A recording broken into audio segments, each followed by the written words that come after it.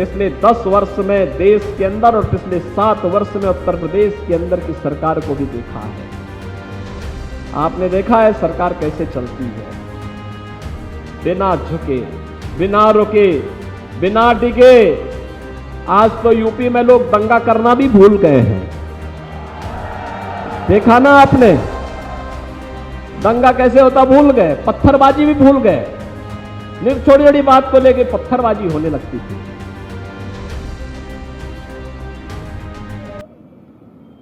पहले पर्व और त्योहार कोई आता था, और खासतौर पर पश्चिमी उत्तर प्रदेश में कोई भी पर्व और त्योहार आता था, होली, दीपावली, जन्माष्टमी, शिवरात्रि, रक्षाबंधन, कोई भी पर्व और त्योहार आता था, कर्फ्यू लग जाता था। प्रशासन भी उनका साथ देता था। अब कर्फ्यू नहीं, अब तो धूम धड़ाके के साथ कावड़ यात्रा निकल पड़ती है, कोई रोक टोक नहीं है। पहले जहां से चिल्लाहट होकर के लोग खतरे में होए की आवाज लगा करके उपद्रव करते थे, वे सब माइकी हमने उतार दिए। न रहेगा बांस, न बजेगी बांसुरी। सारा विवाद ही समाप्त कर दिया गया। बहनों और भाइयों, हम लोग इसीलिए कहने, आप फर्क महसूस करिए। ये जो कालनेमी के नाम पर आएंगे ना, विश्वास मत करिए, विश्वास मत करिए, कभी विश्वास मत करिए। पहले अन्नदाता किसान आत्महत्या करने के लिए मजबूर था, क्योंकि उपज का दाम भी नहीं मिलता था और चीनी मिलों को औने पौने दाम पर बेच करके माफियाओं के हवाले कर दिया जाता था। हमने कहा भी नहीं, माफिया नीचे तय करेंगे से देश की व्यवस्था को। प्रदेश की व्यवस्था कोई माफिया नहीं संचालित कर पाएगा। माफिया वहीं जाएगा जहां उसकी जगह है। कोई समझौता नहीं करेंगे। अगर कोई बेटी और व्यापारी की सुरक्षा पे खतरा बनेगा तो जीरो टॉलरेंस की नीति के तहत पहले से तय कर दिया गया कि उसको मिट्टी भी नहीं मिलेगी फिर। और बहनों और भाइयों, आप देख रहे होंगे अब कोई जेल में, कोई जहन्नुम में, और बाकी जो बचे हुए हैं स्वयं ही राम नाम सत्य है की यात्रा पे निकल गए हैं। आप देख रहे होंगे ना, बड़े बड़े धुरंधर हुआ करते थे पहले। सपा के लोग कैसे उनके सामने दुम दबा करके चलते थे, कांग्रेस के लोग कैसे नतमस्तक हुआ करते थे। जब वे चलते थे तो मुख्यमंत्रियों के काफिले रुक जाया करते थे, मंत्रियों के काफिले रुक जाया करते थे। और सरकार बदली, हमने कहा काफिले कोफिले बंद होने चाहिए भाई, होटल होटल सब बंद कराओ आप। और फिर उनकी गर्मी को शांत कर दिया गया, एक ही बार में हो गया ना गर्मी शांत। तो जिनकी गर्मी शांत हो चुकी है, उनको ये जातिवादी संगठन फिर से पैदा करने का प्रयास कर रहे हैं। पैदा होने देंगे क्या उनको? मत पैदा होने दो। ये रक्त बीज है। रक्त बीज जैसे पैदा होंगे फिर से गरीबों को प्रताड़ित करेंगे, सामान्य नागरिकों का जीना हराम करेंगे, बेटी और व्यापारी की सुरक्षा के सामने खतरा पैदा करेंगे। इसलिए इनके सामने झुकने की बजाय दो टुक जवाब देने की आवश्यकता है। बहनों और भाइयों, हम सब ने स्वतंत्र भारत में अनेक सरकारें देखी। ये 18वीं सरकार का हम चुनाव करने जा रहे हैं, 18वीं संसद के माध्यम से। और 18वीं लोकसभा का चुनाव है 24 में, 2024 का जो लोकसभा का चुनाव चल रहा है।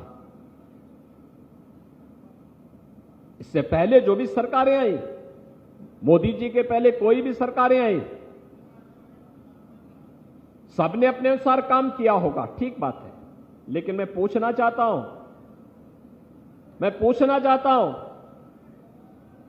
क्या अयोध्या में राम मंदिर का निर्माण उन लोगों ने किया था क्या? क्या वे कर पाते क्या? राम का नाम उस समय तो ये सभी लोग कहते थे, राम हुए ही नहीं। कहते थे ना, कांग्रेस ने एफिडेविट दाखिल किया था ना सुप्रीम कोर्ट में कि राम तो हो ही नहीं।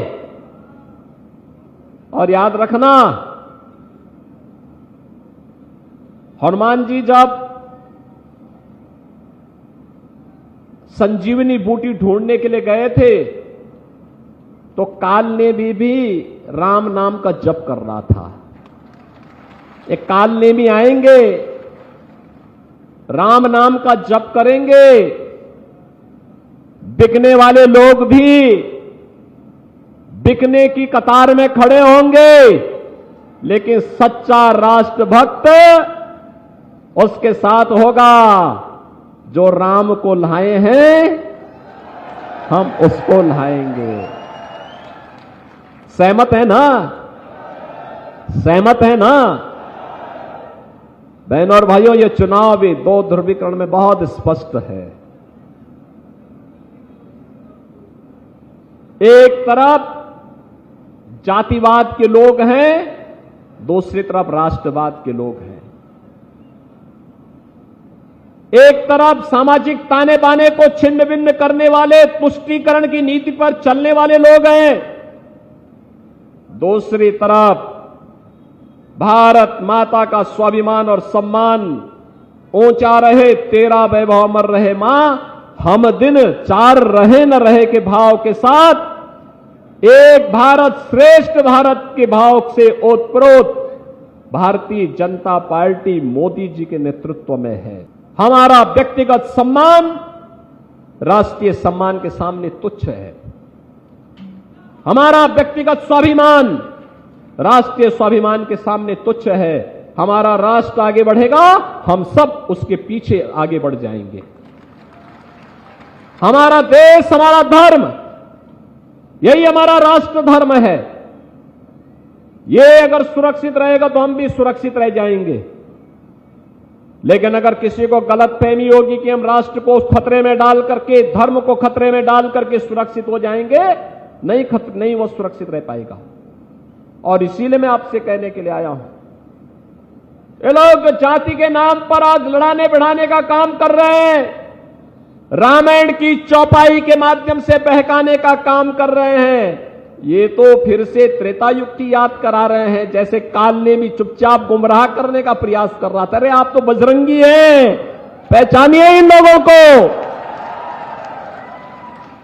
बल और बुद्धि से आप अपार हैं। जनता को जनार्दन का रूप दिया गया है लोकतंत्र में, और मैं भी आपका आह्वान करने के लिए आया हूं कि आपको लोकतंत्र ने इतनी ताकत दी है। जैसे हनुमान चालीसा में हम पढ़ते हैं ना, बल बुद्धि विद्या देहु मोहि हरहु क्लेश विकार। ये जातिवाद का क्लेश हर डालिए, ये क्षेत्रवाद का क्लेश हर डालिए, ये संप्रदायवाद और तुष्टीकरण के क्लेश को हर डालिए, और अपना जनार्दन स्वरूप दिखा करके वही बोलिए जो राम को लाए हैं, जो कश्मीर में धारा 370 को समाप्त किए हैं, हम उनको लाएंगे। जिन्होंने 3 तलाक की कुप्रथा को समाप्त किया है, हम उनको लाएंगे।